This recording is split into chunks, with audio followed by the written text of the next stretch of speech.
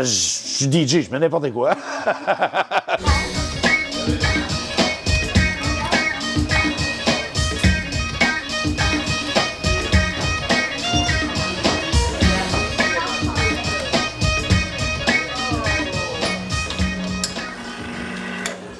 À l'époque, je mixais MP3, puis mon disque dur avec toute ma musique est juste mort, sans raison. J'ai fait un petit meltdown, puis après ça, je me suis dit « fuck that ». J'ai décidé qu'à partir de ce moment-là, j'allais me concentrer juste là-dessus. Jusqu'à l'événement triste de la pandémie, j'étais DJ au La Tulipe. J'ai fait 12 ans de La Tulipe. Mais on mixait plus en vinyle à la fin, là. On mixait avec des CDJ en CD. C'est pour ça que je suis retourné à mixer avec des tables tournantes ici, là, à vrai dire. Mais avant, dans les années 90, on mixait juste avec des tables tournantes. Puis il y a comme toute une grosse section genre de disques, là. J'ai pas tout ici. Une grande partie de ma collection, puis de la collection de certains amis, est dû au fait qu'à cette période-là, tout le monde jetait les vinyles.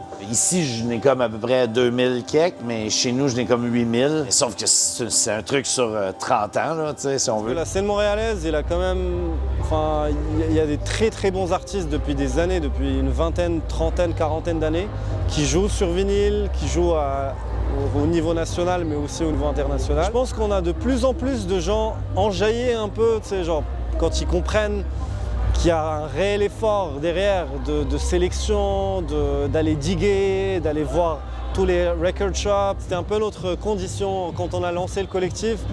On était comme, si un DJ, si un artiste veut jouer pour Analog Volts, il faut qu'il joue du vinyle. Il peut faire un set hybride, il peut jouer vinyle et aussi digital, mais il faut qu'il joue vinyle. Et on a aussi lancé Selecteur, qui est une soirée 100% vinyle. Je m'appelle Lara, Lara B as mon DJ name. Ça fait 6 ans que je mixe, mais 1 an et demi en vinyle.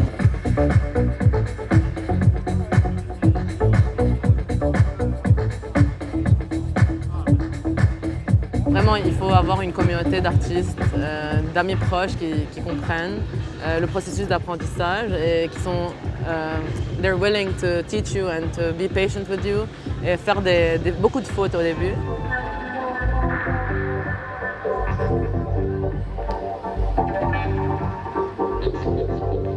Donc voilà, on essaie juste de mettre un peu l'emphase sur cette discipline qui vraiment, bah, je le sais d'expérience, mais je le sais aussi à travers mes amis et tout, ça prend beaucoup plus pour un DJ vinyle qu'un DJ digital. Ça ne veut pas dire qu'on minimise le digital ou quoi que ce soit, non, c'est juste deux disciplines totalement différentes.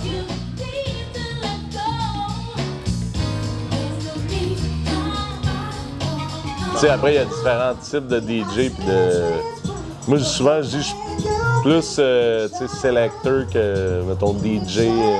C'est comme, je pense que ma force en tant que DJ, c'est ma sélection musicale, plus que mes skills de... Parce que c'est aussi dépendant de quel style de musique tu mixes. Des fois, c'est comme, mettons, tu fais des sets de house, c'est plus facile de faire rentrer une track sur l'autre seamlessly, puis tu sais, les laisser jouer en même temps, puis là, changer de tune sans que tu t'en sois rendu compte. If you're mixing vinyls, you're playing 2 records at different speeds, and it's kind of a touch and a feel thing, so it's much more, it's much trickier, and it can fall apart really quickly and sound really bad really easily. J'ai l'impression que tout le temps du monde qui vont mixer sur vinyle parce que c'est devenu un instrument de musique à part entière aussi. Est-ce que ça va se transformer? Est-ce que ça va pas juste devenir comme... Tu sais, il y a plein de DJ qui font juste... Il y a plein de musiciens, à vrai dire, pas juste des DJ, mais des musiciens où la table tournante est un objet musical à part entière, qui font du bruit ou qui coupent des disques puis qui refont des séquences. Puis tu sais, il y a plein d'options, fait que je pense pas que ça va disparaître. Est-ce qu'il y a un effet de mode qui va peut-être s'amenuiser? Peut-être. Est-ce qu'on va voir le retour du CD? On sait jamais.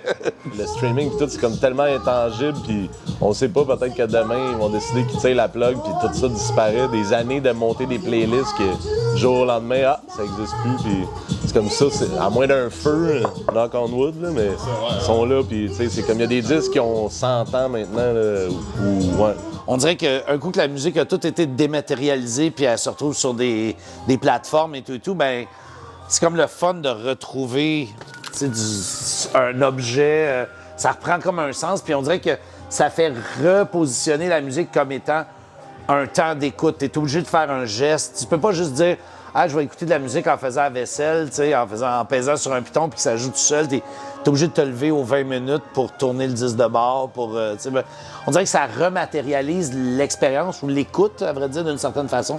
Pas qu'il y avait moins d'écoute, mais que du moins, il y a quelque chose qui est un peu le fun dans la manipulation, tu sais. C'est sûr qu'il y a un trend. Sinon, les majors ne ressortiraient pas tous les catalogues de tous les artistes, puis on verrait pas des disques à des prix exorbitants. Like a vinyl is where it's going to sound the best. It's going to sound so warm and full, and it's not surprised that people want to have like record collections. It's kind of the best way to support an artist too. Like you're buying their most expensive format. Il n'y a pas toujours un DJ dans le spot, mais moi, ça, lui m'a écrit, puis il était comme « Yo, y a-tu quelqu'un qui mixe samedi? Je pourrais venir dans l'après-midi. » Je suis comme « Ouais, let's go. » Comme souvent, j'ai des amis ou des clients ou des DJ qui m'écrivent. Hier soir, il y avait MC Mini. Elle aussi, elle a mixé hier soir. Mais ça, quand il n'y a rien qui se passe, parce qu'on fait aussi des événements officiels. Mais sinon, dans la journée de même, si quelqu'un qui a le goût de passer avec ses disques, c'est open turntable. En général, les DJ amènent leur propre vinyle.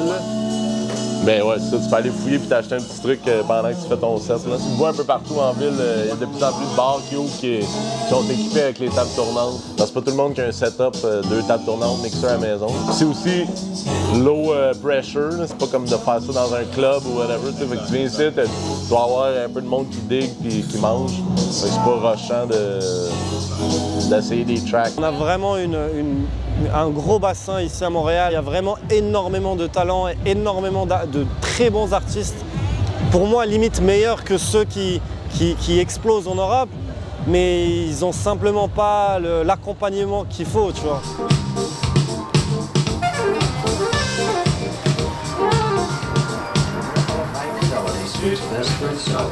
Living presence of the tone you're about to hear. When a beat like this.